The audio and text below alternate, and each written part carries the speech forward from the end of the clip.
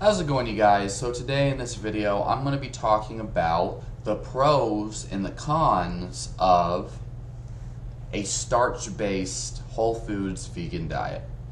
Okay, so this pretty much means most vegan diets. Most vegan diets are based on starches. That means grains, that means nuts, seeds, legumes, tubers, etc. So, first of all, the pros. Okay, so if you're switching from a standard American diet to a whole foods vegan diet, you're going to feel better. Okay, you're going to feel a lot better, and let me tell you why. Because you're removing a large amount of bullshit. You're removing, well, actually, if you're doing a whole foods diet and you're not eating vegan junk food, you'll feel better. But if you eat vegan junk food, you're just doing the vegan diet a misservice. Okay. You know, vegan junk food is notorious for causing health problems in vegans and non-vegans. Okay, if you're eating vegan junk food, like, retarded. As in, like, you're doing yourself a big disfavor. Okay, this is what I mean. Yeah, so like removing fried foods, removing French fries, removing sodas, you know, baked goods and processed foods of all kinds, frozen TV dinners, processed meat products, milk especially, like pasteurized milk, and all sorts of dairy. Lots of different pasteurized dairy products. All of these things are horrible, and they're a main cause of disease in Western diets, okay? Ice cream, pasteurized milk, milk and cereal is the worst. Horrible digestive combination right there. A lot of people do horribly on cheese, and a lot of people are intolerant to things like eggs and whatnot. And as a disclaimer, I'm not a vegan, okay? I'm not a vegan, and I don't advocate a vegan diet. But at the same time, I was vegan for almost a year, and I acknowledge that there are strong benefits, but there's also problems that people can run into, okay? So, you're removing a lot of junk from your diet. You're gonna feel a lot better, all right? You're also replacing the junk with a lot of good options. If you're actually doing whole foods, you're going to be eating more fiber, more antioxidants, and less inflammatory foods, or more specifically, foods that cause oxidation, free radicals, and metabolic stress, metabolic damage, okay? Inflammation is actually a healing process, but it comes from free radicals. It comes from stress and damage, oxidative stress, oxidation, okay? And a vegan diet can be very powerful for combating that, okay? When you eat more fiber, you're able to push out a lot of built up, you could say toxins, all right, but I don't really like that word. You're able to remove and excrete substances from your body a lot more efficiently. And you're developing healthier gut bacteria, which for a lot of people can actually be problematic, and I'll get to that in a bit.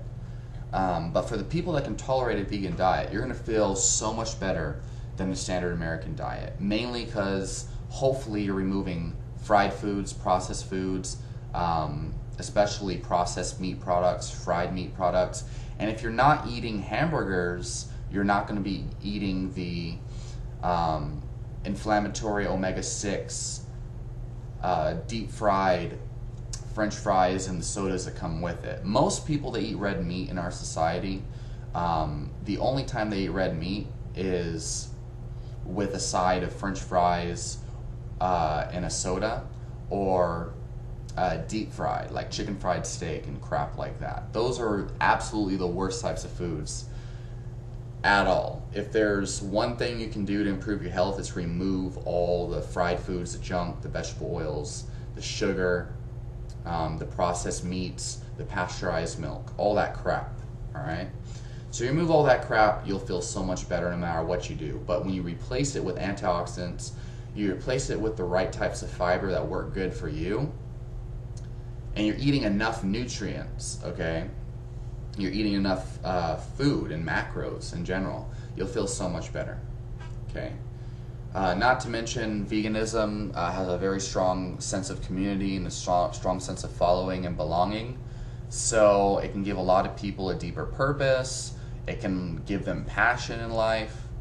And it can cure depression by both means, because you're going to be eating more nutrients, you're going to be eating less inflammatory, damaging foods, and you're going to have a sense of passion and a sense of purpose. So, you know, that's really great. And this is why a lot of people stick to the vegan diet even if it causes them problems in the long term, and why a lot of people cannot accept the fact that veganism doesn't work for everybody, okay? Because it's just such a powerful, you know, explanation mark to their life. They're just like, whoa, vegan, yeah, go vegan, everyone. Did you ever watch What the Health? Did you watch Cowspiracy? All right. And so I was vegan for a year, and ever since I started my health journey way back in 2012, actually, but 2014 was when I started to take it all very seriously. I've been studying every single thing that I've done. Deep down, you know, the studies, the research, the methodology, different health gurus, different doctors, all of these things, different books, lectures, you name it, for all sorts of different dietary groups. You know, I know about Esselstyn, Williams, I know about, you know, Dr. Doug Graham, let's see, Joel Kahn, who else? David Wolf, not a great example. You know, Dr. Sebi, they'll all come to me, you know, Robert Morse, all these crazy motherfuckers. John McDougall was a big one. Anyway, so the cons of this diet. Okay, so there's a couple different things to say. So a lot of people can survive on this diet for a long time if they supplement right, okay? A couple things that I think are very crucial to have in this diet, if you really want to do it, you want to make sure you're eating enough plant-based fats that are anti-inflammatory. So you want to have some type of saturated fat in your diet, like coconut oil.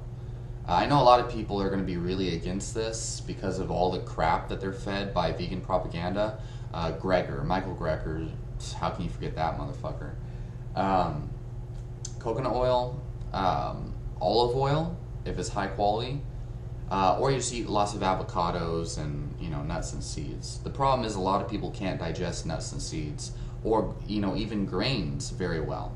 A lot of people have very bad problems digesting grains, and really a lot of people have horrible problems with plant foods in general. For me, I really can't survive on grains. I've highlighted that in other videos. It's a real problem. I tried reversing it for 2 years. It just doesn't work for me. It just doesn't. I've done enzymes, probiotics, anti-parasitical, etc. Anyway, lots of people have those problems with the vegan diet. So they can't digest grains, they have irritable bowel syndrome, they have Crohn's disease, all sorts of problems. And these people are better off, they'll feel so much like they're better off doing an autoimmune paleo diet. They don't have to go full carnivore like a lot of these people do. An autoimmune paleo diet is great, and then if you really want to heal, you can do the GAPS protocol, and that seems to work amazing. And if you go through the GAPS protocol, over time you can start to add more vegan staples into your diet, and eventually you could go vegan if you really wanted to. The problem with people doing the GAPS protocol is that it's very hard, it takes a lot of time, a lot of patience, a lot of effort and preparation, and lots of money that they don't want to spend. And that's unfortunate, because maybe they could reap benefits on a whole foods vegan diet.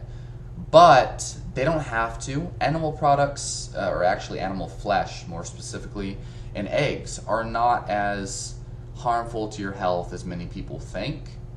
And it has nothing to do with cholesterol. This whole like, oh, you know, these people, these meat eaters that claim dietary cholesterol does not increase serum cholesterol, they're full of crap. Dietary cholesterol does raise serum cholesterol. It does. Okay? It does.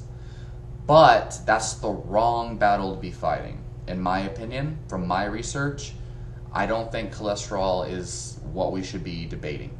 The fact is, dietary cholesterol does raise serum cholesterol. But what about inflammation? What about C-reactive protein?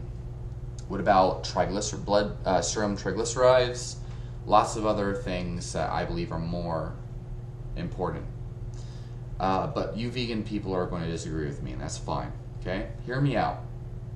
Lots of people cannot tolerate grains. And for these people, damn it, I hardly slept last night, so busy day, busy night, busy morning, so I can't really talk. But anyway, these people can do amazing on an autoimmune paleo diet, okay? And a lot of people say that there's so many people that report amazing health benefits of just eating nothing but beef. Surprisingly enough, for me, that's, it's like, whoa, it's hard to believe, but it's happening, so, it's hard not to believe. I personally tried it. It's kind of disgusting in my opinion. I love my plant foods, and I love my antioxidants. I love my superfoods. I love my herbs, my teas. So I'm into medicinal nutrition. That's why I like all forms of nutrition. Anyway, yeah, so a lot of people cannot tolerate grains. But even if you can tolerate grains, many people seem to be suffering, many vegans seem to be suffering from DHA and EPA deficiency over time, okay? These neurological problems like unexplained pain, fibromyalgia, and especially mood problems, these are usually caused by a lack of EPA and DHA and just fat-soluble nutrients and proper lipids in the body in general, okay? Also, food intolerances are usually the culprit for fibromyalgia. My girlfriend used to have fibromyalgia all her life. It was horrible, it was crippling. She'd have episodes of pain that would leave her crying and debilitated. And I had to remove peanuts, legumes, and wheat. And as long as she keeps those out of her diet, she has no fibromyalgia. But every time she consumes peanuts or some type of gluten, even if it's like in some type of distilled alcohol beverage, like what is it? Not tequila, what was the other one? Whiskey or whatever, she gets horrible pains. Anytime she eats, even corn sometimes, she gets fibromyalgia, but as long as she keeps those out of her diet, she's fine. So a lot of you vegans who might experience these fibromyalgia, chronic pain and whatnot, you might have a food intolerance. You should definitely go on an elimination diet if you have those problems and see what happens. But fatty acid deficiency of different kinds can definitely cause these problems. But a lot of them, they just need to, they could supplement with fish oil or just start to eat a little bit of fish, and who knows, maybe they'll feel better. But of course they're not going to do that, and if they do, they're not going to tell their audience. Other reasons for this is B12 deficiency, but a lot of vegans, they'll supplement with B12 and still experience depression and whatnot. So I don't know what to tell you guys, other than there's a lot of people that had depression and then they went on an elimination diet. Some people just did the carnivore diet and then their depression went away and their pain went away. I hope that you don't have to go that far, but it's worth a try in my opinion. So yeah, I mean, nutrient deficiencies, mood problems, digestive problems, all of these things can be significant problems for some people. And for me personally, and many other people, but I can't really speak for other people, but I can tell you guys that when people say they've tried everything, A lot of people really haven't tried everything. They haven't put the effort. I have though. I spent like there was a period of time, like a year, at least 6 months, where every single moment of every single day for 6 months, I was researching gut health and researching autoimmune disease, and I was trying different probiotics, prebiotics, chicory root. I was trying different, clove, wormwood, and black walnut hull, for anti-parasite. I was trying all sorts of methods to get my body to be able to digest grains, nuts, and seeds.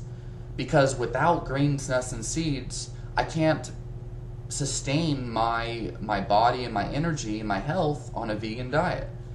I can't get enough calories, without killing myself with a bunch of fruit and going borderline diabetic, which that's another thing.